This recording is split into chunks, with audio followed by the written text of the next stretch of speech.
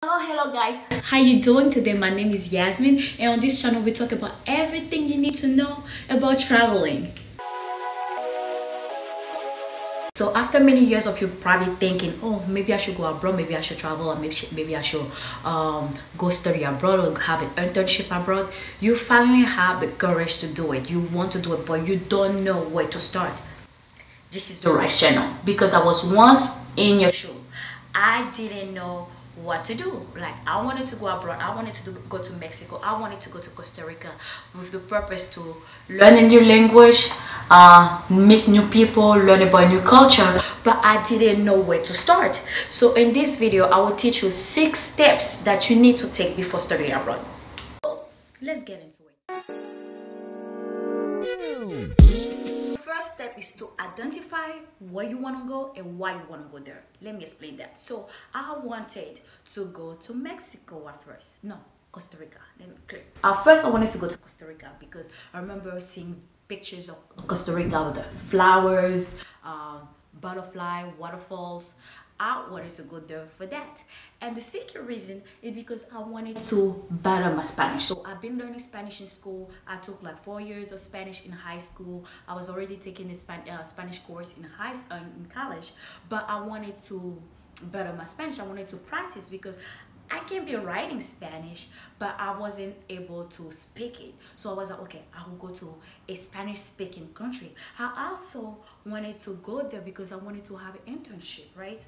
Like, it's always good because I graduated for international studies major, but I wanted, one of the requirements was me to go abroad and then get some experiences abroad. So I wanted to go and find a program that also have internship. Even though my first decision was to go to Costa Rica, I didn't go to Costa Rica my first time when I studied abroad. I went to Mexico. You know why? Let me put a story. I decided I want to go to Costa Rica, but I was like, I need help. I need someone that can help me. I want the process to be easier. Like, you know, when I was looking at the different program that Costa Rica, the country, the different program that were offering Costa Rica, I felt like the paperwork were too much.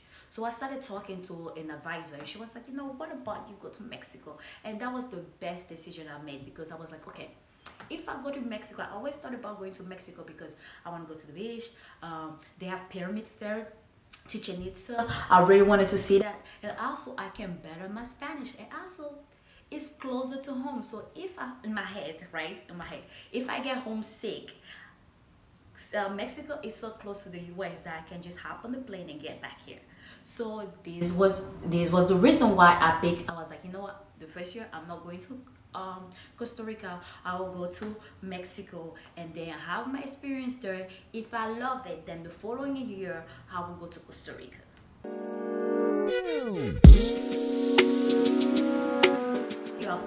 You have decided, okay, I want to go to Costa Rica. Okay, I'm going to go to Costa Rica, and you identify, oh, I want to go to France, that's where I want to go. You need to identify, or Australia, you need to identify the season, what you want in. So if I want to do a lot of outdoor activities, because I'm an outdoor person, I want to go to that country when it's really hot, you know, it's not like winter, so I cannot do all the activity that I wanted to go do there, right?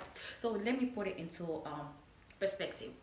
So I decided that I wanted to go to Costa Rica, but I need to look at, in college you have the fall semester and the spring semester. I knew, like, I want to always want to start my year in the fall in my home school, like in the US, and then when I travel abroad it's gonna be in the spring, so I don't have to come back, you know, because listen, you go to a country, you get adapted to that, to the system, and coming back to the US and get back into the system sometimes it's hard. So I'd rather go in the spring, right? So I need to identify, if I want to go to Costa Rica, what season it will be in Costa Rica. So I had to do a little bit of research. So you need to do the same. For example, Costa Rica, they have 2 seasons. They have the raining season and the dry season, right? Summer, that's what they call. So that dry season is between January and April, and I knew that's when I wanted to go abroad, and that's spring here. And from May to December in Costa Rica is a raining season. I hate the rain. I mean, raining is good when I'm home, you know, and then you want to sleep and stuff like that. But raining, when you rain too much, it gets me depressed. So why would I want to go to a country when I'm planning on doing so much activity, when I'm planning on going to the rainforest, when I'm thinking about going skydiving? No, let's just say cut that, zip lining. Why would I go to when it's the rainy season? I wouldn't get the a chance to explore all the things I wanted to do. So I picked the right season. It was spring semester in the US, so it will be summertime, dry season in the school. Let's pick another country like Australia. Australia is like the other end of the world. Like it's really different.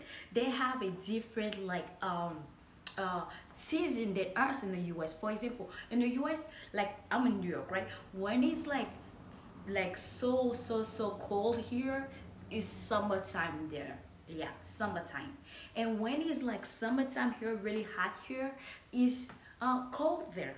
So for example, if you really want to go there in the summertime, why would you go when it's like summer here and you expect that it's gonna be summer there? No. It's gonna be winter and you better be prepared with a coat because yeah.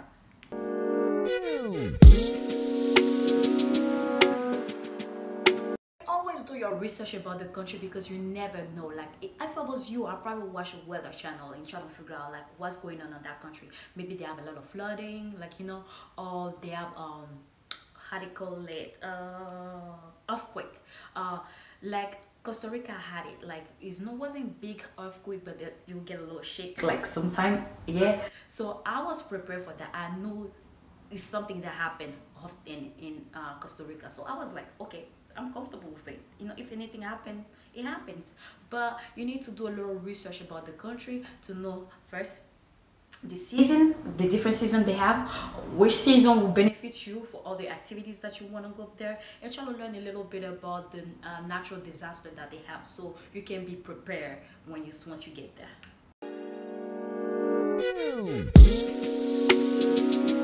Another thing is internship. You want to make sure that the program that you're going with offers the internship that you want to do. Let me give you an example. So if you're a nursing student and your internship with your requirement of your school, your internship was that you need to intern in a hospital, right? Make sure the program that you're going with have internship in the hospital, because I remember my first experience studying abroad, Central College, people that were like sophomore years in college were able to get on the hospital, be like in surgery room, giving shots to people. They were able to do that abroad, things that they wouldn't be able to do in the US. But imagine that the person that was nursing student decided to go to the AIFS one. AIFS didn't have any internship well, at the time I was there, they didn't have any internship at the hospital. All the internship we had to do was at like different charity places, like volunteer at different places, different school, churches and stuff, but they didn't have like nursing stuff. So imagine for someone that was like, I need to do a internship like in the hospital, but now you cannot do that there. So always make sure that the program satisfy your requirement that you need in your college. So make sure you satisfy like your first your classes, your courses that you have to take, and also have to satisfy the internship that you're supposed to do there.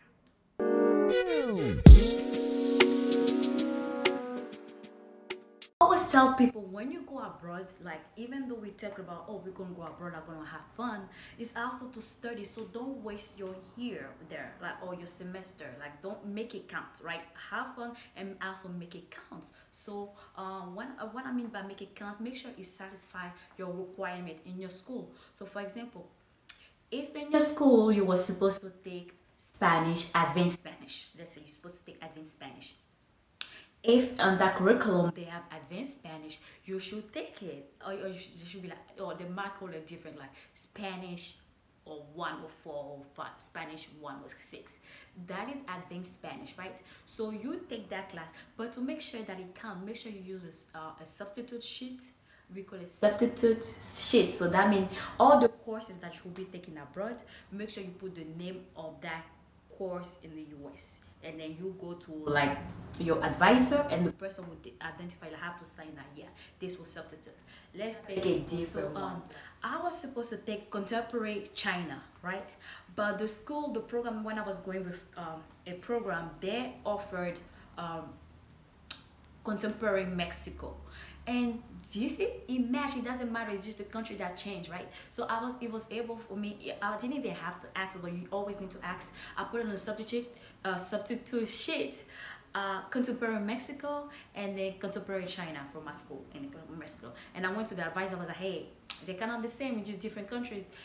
And he was like, okay, you can have it, sign. An example was me like going to talk to my advisor, say, hey, the program offering French Revolution, I know my curriculum here says I need to take World War One, but they're both wars, so I can substitute. And he was like, no, you cannot substitute because French Revolution has nothing to do with World War One. So imagine if I was like, they're both wars, so I'm just gonna substitute it. I would have signed up for the course, it would have not counted, and I would have wasted my time taking that class abroad, you know, when I could have been taking another class and get to the US, and it doesn't count. So make sure you always ask before you like sign up for a class. And the best way to do that is to go see the chair of your major. For example, I'll go to the chair of like study abroad and say, hey, I'm going to this thing, do you think this will count? Can I substitute? And he can be like, yeah, or he can say no. The worst he can say is no, but yeah, you save yourself so much money and time.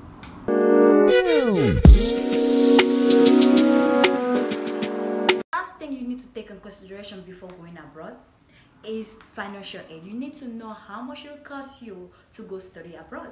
And this is the most draining, stressful part. Sometimes it's easier, but like for me, I feel like it's always the most stressful part when you talk about money, right?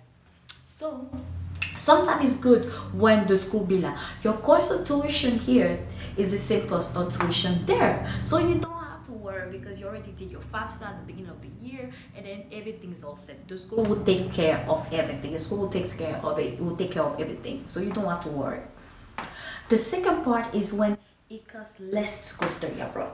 For example, to put into perspective again, so if it costs less money to go study abroad, I mean, it's great because, for example, it costs you $10,000 a semester to do your program in your school, right? $10,000 a semester. But if you go do that semester abroad, it's only gonna cost you $2,000, right? So what your school would do, your school will be like, okay, I got you. You already took, because you did your FAFSA at the beginning of the year, so we already took $10,000 for that, but now you have decided to go do it abroad. We will pay them the $2,000, but because school are greedy, they will take like money for themselves. Let's just say they probably will take another $2,000 for themselves because they're the one that put you in contact with that program, right? So they need the commission money, so they'll take the $2,000 and then they'll pay that other program abroad $2,000. So that $4,000 for a semester, you're still a winner. So they will decide at that point to send you the money, but it's up to you. It's up to you. It's up to you to decide if you want to keep the money or send it back to the money. So for example, if you borrow for a loan, right, you can return the loan to the person that you borrowed the money from, or you can just keep the money. So on some cases, most people will keep the money because they'll be like, hey, I didn't save to go study abroad, which is bad. You need to always save before going study abroad. But some people say, hey, I haven't saved to go study abroad, so the extra money, instead of sending it back to the loaner, I'll keep the money, and then that's what I'll use when I'm abroad. So the last part is when it costs more money. Like this is the part I don't like, when it costs more money. So if it costs more money to go abroad, usually it would cost more money if you go to Europe than if you go to Latin America. But if it costs more money to go, they will tell you need to take a loan. So now you need to talk to your advisor and be like, hey, how to borrow more money to go abroad. And they're always gonna tell you, hey, maybe you need to take more. So maybe the study abroad costs $5,000 more, but they might tell you to take like $6,000 to $7,000 more because they want you to have money in your saving if you don't have, like, you haven't saved money. So that's why I always tell people, make sure you always have money saved before you go abroad, so you don't have to take that much loans. So yeah. So guys, this is the end of the video, but first we need to do a recap. So first you need to know where you want to go and why you want to go there. Secondly, you need to find out the season, the weather, like how it is together. I want to go there in the summertime. That means I probably need to leave when it's winter here, or maybe I need to look at the calendar when the rainy season starts and when the it ends, so I know when I can go there. The third part, sorry, is to do a research about the program that you plan on going with. Are they offering a good internship?